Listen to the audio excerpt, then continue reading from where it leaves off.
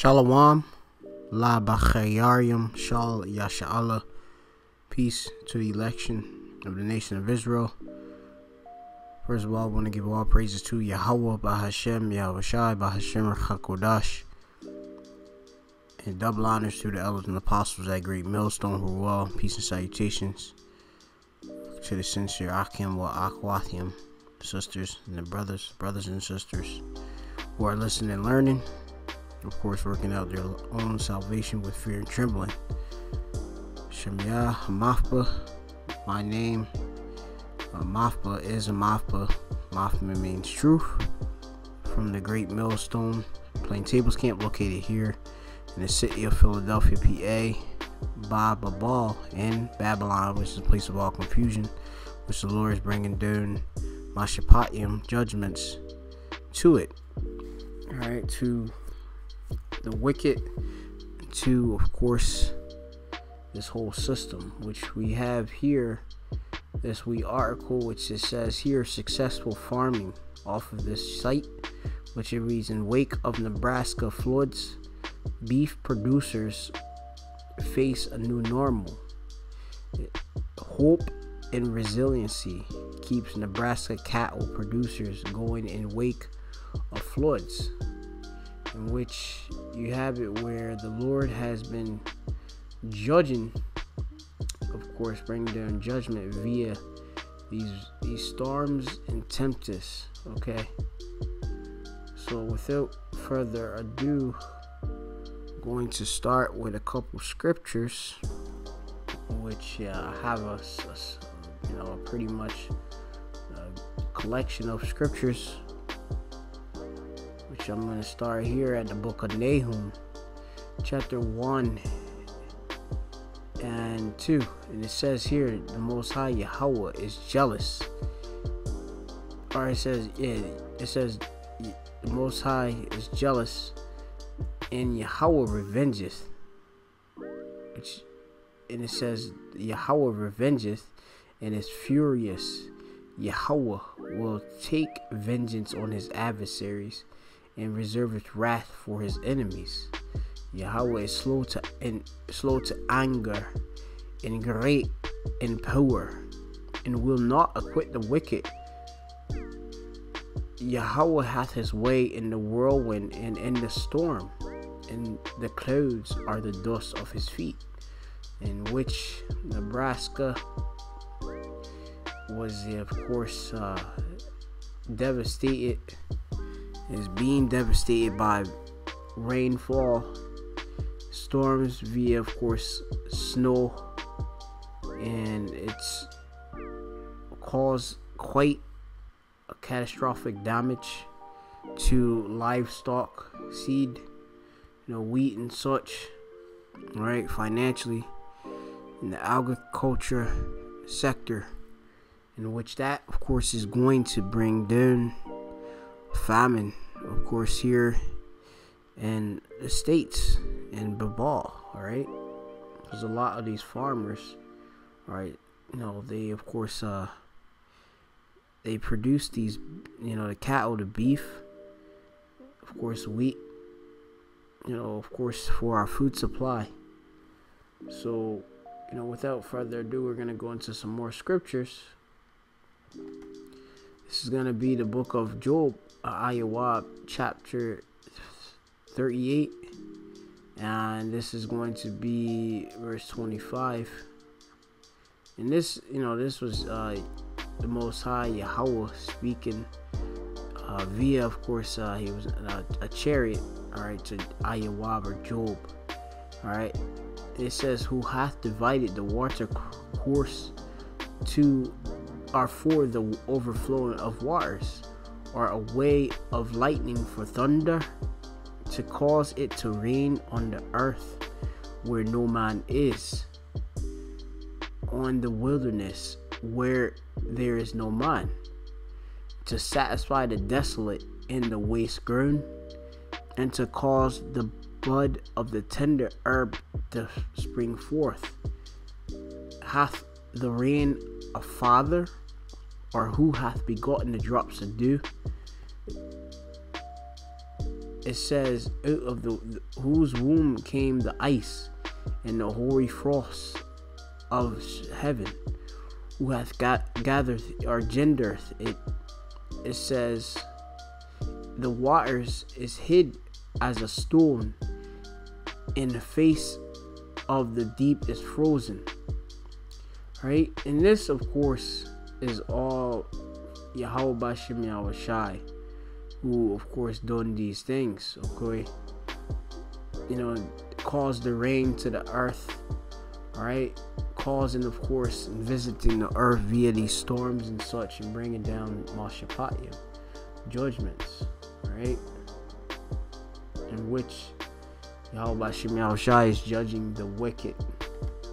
This is going to be the book of Ecclesiasticus. I believe this is in the 43rd chapter, starting at verse 17. It says here, actually I'm going to start here at verse 10. It says, at the commandment of the Holy One they will stand in their order and never faint in their watches. It says, look upon the rainbow and the praise of him that made it. Very beautiful it is in the brightness thereof. It compasseth the heaven about with a glorious circle, and the hands of the Most High have bended it. By his commandment he maketh the snow to fall a place, which a place, alright, when I went into, or I have a pace, but a place I got here with rapid movement. He works quickly, rapidly, alright. The Lord, of course, who makes, of course, the snow to move, alright, rapid, alright, a place, and sendeth swiftly the lightnings of his judgment, and quick, which, the Lord has, of course, what he brought, not only a catastrophic rainfall, which brought forth flooding, but also snowfall. All right. It says, by his great power he maketh the clouds firm, and the hailstones are broken small. At the sight the mountains are shaken. The mountains, of course, symbolize, of course, you have governments and such in the scriptures. And at his will the south wind bloweth. Alright. So, this is all just giving you examples. The Lord doeth all these things. Doth all these things here. Alright, so this is a working of the Lord Yahweh Bashem Yahweh Shai. This is going to be the book of Psalms 9 and 5. It says, the heathen are sunk down in the pit that they made, and the net which they hid is their own foot taken. It says, Yahweh is known by the judgment which he executeth. The wicked is snare in the work of his own hands. Alright, it says, Higon Salah, pause. It says, the wicked shall be turned into Sha'awal, or grave, or hell, which is the grave. Alright, in all nations that forget the Most High. And Yahweh Bashem Yahweh Shai is doing that by visiting the place. Alright, so let's go into this wee article. It says here that there's a lot of hope. If you don't have hope, you shouldn't be a farmer or farming. It says Mike Comiskey, a Loop City, Nebraska farmer and cattle producer. It says Comiskey joins thousands of Nebraska cattle producers who are dealing with the aftermath of floodwaters and blizzards that brought devastation to their state. It says the difficult calving, right? The birthing of calves and stuff, season that began in February, and the storm and the bitter cold became much worse on March 13. It says when the western Nebraska was dealt a terrible blizzard, and the eastern half heavy rain and flooding, as the winter storm, a bomb cyclone, brought hurricane force winds and heavy precipitation in different forms of the areas in Nebraska, Colorado, and North and South Dakota. It says this storm came at the worst time possible for cattle producers during the thick of the calving season. And it says here that we already had over half of our cows calve out, and have been very fortunate to have 102% of half a crop prior into March 13, while others have lost many calves in the bitter cold, or quar, which is colder. It says, or cool. It says, Comiskey says, however, when the flood waters rose, it led to losses we weren't expecting. It says when it began falling, on March 12th, there was already 8 to 10 inches of snow in the frozen ground, causing severe runoff, and the river swelled out of the banks among the huge ice chunks, breaking apart and causing damage nearby at farm ground, explains. Right, and this is going to go into, if you can read it, a lot of these these farms got hit, and the cattle suffered from it.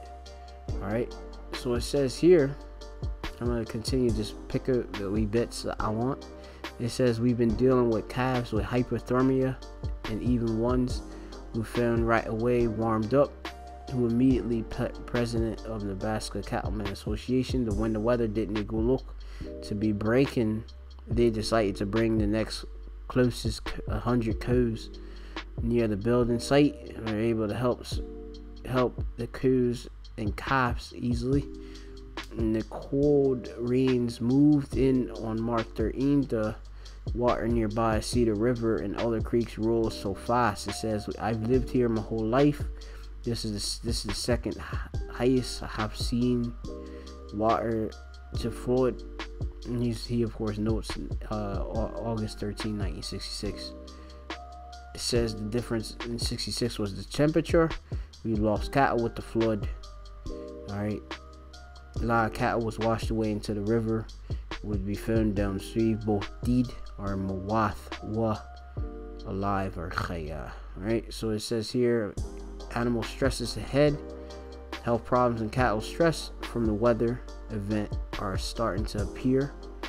You got cows that have suffered from scores of pneumonia.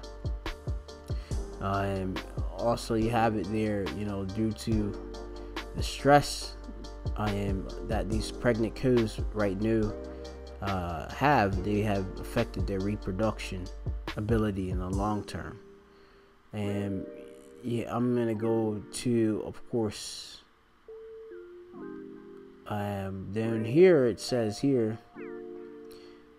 that the farm ground that has been washed away with the rivers of the field covered in sand, silt, and trees beside lost soil, feces are nearly non-existent in many areas covered in the flood waters. You have it that complete devastation of farmland and all that.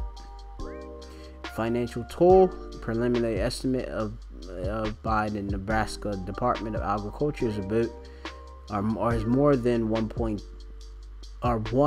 billion hit to the agriculture industry, though it could be weeks, months before the loss can be accurately tallied.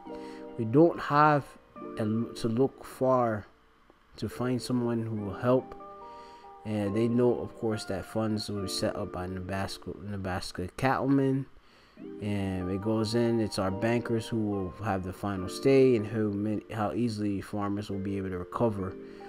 And many, of course, you have it. Most of these farmers are in debt anyway, and they just using, of course, the money they borrowed, and just keep funneling it into, of course, try to, of course, keep their head above water. A lot, of course, these farmers drive themselves into suicide also. And let me see. It says here that both cattlemen lost dozens of cattle due to rising flood and the impact of the storm. All right, and this is basically what I'm going to bring out here in this particular article. You know, you got here icebergs left in wake of the Nebraska flooding. You know, various images of these icebergs. You know, yeah, here, you know, very thick. All right, and got this here. Nebraska flood damage 1.5 million and rising. This was back published in the this was back in March 20th. The other article which I was reading from, all right, was the 21st. All right, first. All right, so you have it here. Damage estimates are emerging from the state of Nebraska, and although preliminary, they are staggering. 439 million road and bridge infrastructure, 85 million private residential property, 400 million in calf losses, and 400 million in crop losses, 41 businesses destroyed, 2,067 homes destroyed, 200 miles in roads damaged, 16 state highways and bridges that are impassable. Simply put, this is the most widespread natural disaster we've ever had in our state's history, Nebraska Governor Pete Ricketts said in a briefing. Right, so you have it here that, you know, the Lord Yahweh Bashim Shai is bringing down judgment, and He's bringing it quick and swiftly. It's biblical prophecy. This is going to be the book of 2nd Esdras. I believe this is in the 15th chapter, if I'm not mistaken. I'm going to start, yeah, this is the 15th, and start not verse 11. It says here that, but I'm going to start at 10. It says, behold, my people is fled, which is people is the Most High's people are the Israelites. Right, so-called Negroes, Latinos, and Native Americans, right, the Lord's chosen people. Behold, my people is led as a flock to slaughter. I will not suffer them to dwell in the land of Egypt. The land of Egypt is talking about America, right, which is modern day Egypt, okay? It's a place of our captivity, of our slavery, all right? It's a spiritual Sodom in Egypt, all right? It says, but I will bring them with a mighty hand and a stretched arm and smite Egypt with plagues, curses, as before, and I will destroy all the land thereof. Going to the history of Egypt being smit with these various plagues, you know, which was destructive, and it's happening again. It says, Egypt shall mourn, cry, and such, bewail, you know what I mean? The foundation of it shall be smitten with the plague of punishment that the Most High shall bring upon it. It says, and this is my point here, verse 13, they that till the ground shall mourn, right? And that's the farmers, for their seeds shall fail through the blasting in hail and the fear with fearful consolation. All right, so you have it that these farmers, of course, you know, like I mentioned, you know, they're mourning. Okay, you have it where, look at the you know, the catastrophic damage that's been done is, you know, I mean, it's gonna destroy, this economy is just gonna burst. You know, you have it, you know, you have it not only with the wheat, you have it this cattle, you know, whatever. Of course, you know, you basically setting the grow, you growing your calves and such, you know, that could be a seed, all right, you know, because a cow, you know, it burps what, you know, from a seed or whatever sperm you go into it, you know, these various calves, and of course they, you know, are failing, being destroyed. The Lord is bringing down judgment. That's making, of course, the people, the farmers, mourn. All right, let Let me see what I got here. Gonna be the book of Ecclesiastes in the Bible, chapter 4 and 6. It says, better is with a handful with quietness than both hands full of travail and vexation of spirit. Alright, alright. You have it where you have travail, aimal, which that's baria, the Hebrew, the bar word, which is toil, alright, trouble, labor, mischief, alright, which you're going through, of course, bad times, alright. It's better to have a handful of quietness, you know, having peace, than both hands, right? Let me read it again.